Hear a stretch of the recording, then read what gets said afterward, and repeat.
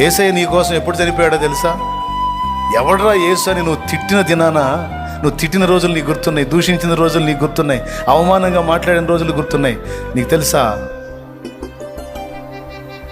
అలాంటి స్థితిలో నువ్వు ఉండగానే క్రీస్తు నీ కోసం చనిపోయాడు.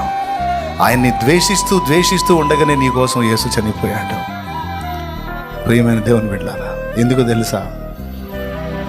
ఈరోజు ఈ స్థితిలో నా కుమారుడు నా కుమారి ఉన్నారు. ఒకరోజు నన్ను తెలుసుకుంటారు. ఆనాడు నా ప్రేమను బట్టి కన్నీరు మున్నీరు అవుతారు. ప్రభువా, నా కోసం చనిపోయావా? బలవంతుడినా, పరిశుద్ధుడినా, పనికొచ్చేవాడినా? నీకు శత్రువునిగా ప్రభువా, నీకు శత్రువుగా నడుచుకున్నా కదా.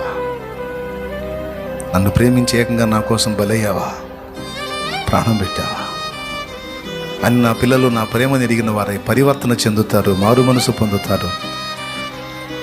ఆనాటి నా ప్రేమను గుర్తెరిగిన వారై నన్ను కూడా ప్రేమిస్తారు అన్న ఆశతో మనం ఇంకా పాపులమై ఉండగానే మన కోసం ఆయన ప్రాణం పెట్టాడు. ప్రియులారా, పాపులమై ఉండగానే మనల్ని చచ్చిపోయేంత ప్రేమిస్తే ఈరోజు ఆ పాప జీవితాన్ని వదిలిపెట్టి ఆయన రక్తంలో కడగబడి పరిశుద్ధులమై ఆయనను సేవించుచు వెంబడించు ఈ దినాన మనల్ని వదిలిపెడతాడా? నిర్లక్ష్యం చేస్తాడా? అది అసంభవం. కనుక దేవుని ప్రేమ ఎటిదో మీరు తెలుసుకొని, ఆయన మీ పక్షాన ఉన్నాడు, మీకు విరోధి ఎవడూ లేడు. నీకు అనుమతించే సమస్యలు, శ్రమలన్నీ మహిమ కొరకే. అది ఆయన మహిమ కొరకు అండ్ నీ మహిమ కొరకు కూడా, తప్పించి నీకు కీడు కలిగించాలని, నిన్ను ఏడిపించాలని, ఏడిపించి ఆనందపడాలని మాత్రం కాదు. ఒకటి నీ అనుభవం, రెండు దేవుని మహిమ, మూడు నీకు కూడా మెప్పు, మహిమ, ఘనత కలగటానికి అగ్ని పరీక్షలన్నీ. తిరిగి ధైర్యం తెచ్చుకో.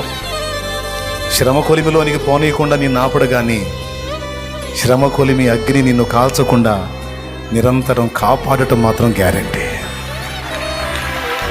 హల్లెలూయా. సమస్యలలోనికి వెళ్లకుండా నిన్ను ఆపడు, కానీ వెళ్ళినా అవి నిన్నేమీ చేయకుండా మాత్రం నిన్ను సేవ్ చేయగలడు.